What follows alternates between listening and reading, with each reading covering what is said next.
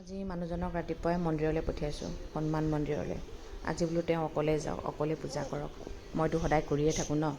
এখন ঘৰ মংগল কৰিবলৈ হ'লে, ভাল কৰিবলৈ হ'লে মতা মাইকী ঘৰত থকা পৰিয়ালৰ সকলো মানুহে কৰিব লাগিব। অকল মাইকীজনীয়ে কৰিলে যে উন্নতি হ'ব, মতাটোৱে কৰিব নালাগে তেনেকুৱা কোনো কথা নাই।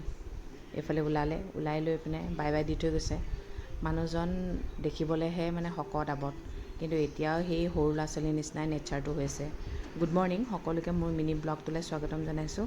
শুই উঠিয়ে গা ধুলোঁ, গা ধুই উঠিয়ে আৰিয়াৰ বেগটো ৰেডি কৰাত লাগিছোঁ।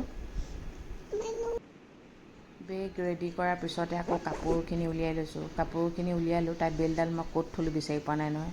ইমানেই মানে মেমৰিটো কিবা এটা হৈছে, পাহৰিব লৈছোঁ। আকৌ বিচাৰিছোঁ, পাইছোঁগৈ বাৰু, কাপোৰৰ তলতে পালোঁ। এইখিনি কামটো কৰিবই লাগিব।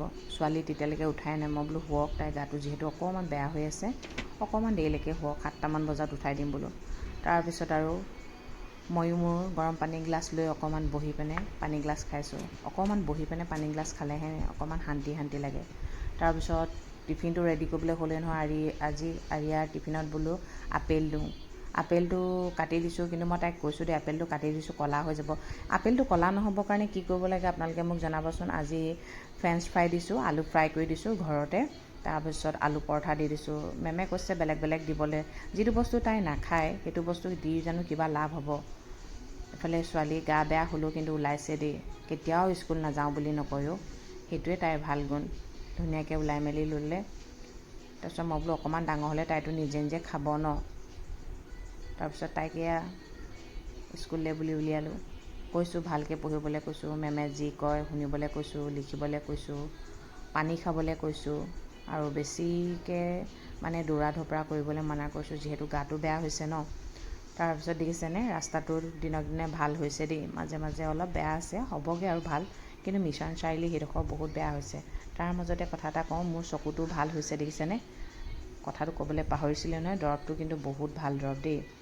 তাৰপিছত মোৰ ছোৱালীয়ে কৈছে, তাইহে দৰৱ দিছে হয়, মোৰ ছোৱালী বহুত কেয়াৰ লয় দেই, কি খাব লাগে কি লগাব লাগে বহুত কেয়াৰ লয়, সেইটো সঁচা কথা। কিন্তু তাইৰ ভাগৰহে কেয়াৰ ল'বলৈ নিদিয়ে। তাৰপিছত স্কুল গৈ পালোঁগৈ, স্কুল পায়ে তাইক ডাইৰেক্ট পঠিয়াই নিদিওঁ, অকণমান টাইম ৰখাওঁ। তাই কৈছে ফ্ৰেণ্ডবোৰ ইমান দেৰি হৈছেনে মা।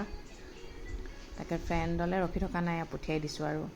তাৰপিছত আমি ভাবোঁ 8 কিলোমিটাৰ আমি অহা যোৱা কৰোঁ, সেইটো কথা নহয়। বহুত মানুহেতো কি জানেনে, আমি খৰচাটো চাওঁ মানে। বহুত মানুহেতো বিশ্বনাথ চাৰিআলিৰ পৰা আহি পিনে ইয়াত ভাড়া ঘৰ লৈ লৈছে। নিজৰ ল'ৰা ছোৱালীৰ কাৰণেতো সিমানখিনি কৰিবই লাগিব ন, তাহাঁতৰ ভৱিষ্যতটো ভাল হ'ব লাগিব। এইফালে মই মানুহজনক কৈছোঁ, এতিয়া তুমি গৈ পিনে কি কৰিবা। মোবাইলটো দেখাৰ লগে লগে কথাবোৰ বৰ বেলেগকৈ মন্দিৰ যাম আজি ভগৱানক বোলো তেওঁক পূজা কৰিবলৈ দিছোঁ। তাৰপিছত ঘৰ আহি পাই আৰু কাপোৰ ধোৱাত লাগিলোঁ দেই। কাপোৰ ধুই লৈ পিনে তাৰপিছত এতিয়া বোলো বেলিফেট বাৰ্ণাৰডাল লগাই লওঁ। বেলিফেট বাৰ্ণাৰ বুলি আপোনালোকে ফেচবুকত চাৰ্চ কৰিব, তেতিয়া তাত হোৱাটছআপ নাম্বাৰ পাব, তাতে আপোনালোকে অৰ্ডাৰ দিব পাৰিব। মই তেনেকৈহে অৰ্ডাৰ দিছোঁ দেই। তাৰপিছত এটা কথা কিন্তু কাম দিয়ে, সেইডাল লগাই পিনে থাকিলেও নহ'ব, অকণমান খোৱা বোৱাবোৰ ধ্যান দিব লাগিব, খোৱা বোৱাবোৰ কমাব লাগিব, গম পাইছেনে। পেটটো কিন্তু মোৰ অকণমান ক্ষীণাইছে, মই প্ৰমাণ পাইছোঁ। আৰু এটা কথা কি জানে, আগতে চব কমাৰ আছিলে, এতিয়া কামৰা হৈ গ'ল। মই এইটো কাৰণে কৈছোঁ জানে, পেটৰ চৰ্বিখিনি য'ত চৰ্বিখিনি আছে সেইখিনি কমিলে মই শান্তি পাম। মানে নিজৰ বডিটো নিজেতো অকণমান গম পাইছোঁ ন। আৰু স্বাস্থ্যই পৰম সম্পদ।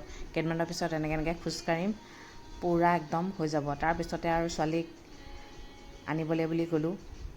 এয়া ছোৱালী আহিলে, অহাৰ লগে লগে আকৌ দুইটা আছেনে নাই সেইটো চাবই মানে। এইফালে ঐতিহ্য মানে আজি দেউতাক আহোঁতে অকণমান দেৰি হৈছে, ঘৰ আহি পাইলৈয়ে। এইফালে আমৰ আচাৰ কৰিব লৈছে দেই। এইখিনি মায়ে ৰেডি কৰিছে মছলা চছলা লগাই। তাৰপিছত সেইদিনাখন 2 কেজি আম কিনিছে।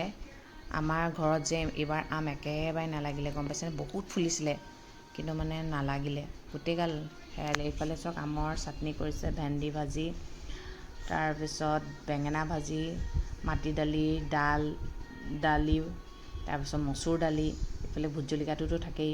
ইফালে দুপৰীয়া ভাত সাজ মই খাবলৈ বুলি বহিলে, মানুহজনে অলপ দেৰিকৈ খাব বোলে। তাৰপিছত ছোৱালী নুশুৱে 6টা বজাত শুইছে। 6টা বজাত শুই পিনে কেইটা বজাত চাওকচোন, 9টালৈ 10 মিনিট থাকোঁতে এয়া 9টালৈ 10 মিনিট শুই এইটো ফাল পালে তাই উঠিবলৈ মন কৰা নাই, গাটো মানে অকণমান দুৰ্বল হৈ আছে যে, এফালে হোমৱৰ্ক আছে মোৰ, সেইটো এটা টেনশ্যন। তাকে শুই উঠাৰ পিছতে বোলো অকণমান ফুৰাবলৈ লৈ যাম, মাইণ্ডটো ফ্ৰেছ হৈ আহক। এতিয়া 10টালৈ 15 মিনিট আছেগৈ। তাৰপিছত গাখীৰ খাওঁ বুলি কৈছে, গাখীৰ খাবলৈ দিছোঁ। আজি আকৌ নাম্বাৰ 3টো লিখিব দিছে। আজি তাই বোলে লিখা মুদেই নাই বোলে, একেবাৰে লিখা মুড নাই। আমাৰ মায়ে তাকে কৈছিলে, যেতিয়া পঢ়াৰ বোজা আহিব নহয় তেতিয়া টোপনি গধুৰ হ'ব বুলি কয়। আগতে আমাৰ মাহঁতেও এনেকৈয়ে কয়, পঢ়চোন, তেতিয়া এনেকুৱা লাগে মাকে গালি পাৰোঁ, পঢ়াটো যেন একদম তেওঁৰ কাৰণেহে কৰিব। এতিয়া মাৰ ফলত বুজি পাইছোঁ দেই। এতিয়া মোৰ এটাই টেনশ্যন, হোমৱৰ্কবোৰ নকৰিলে ন কি হ'ব, আকৌ মেমেতো কমপ্লেইন দিব। তাকে নকৰোঁ কৈ আছে, যেনে তেনে ফুচলাই মেলি বোলো নাই কৰক আৰু।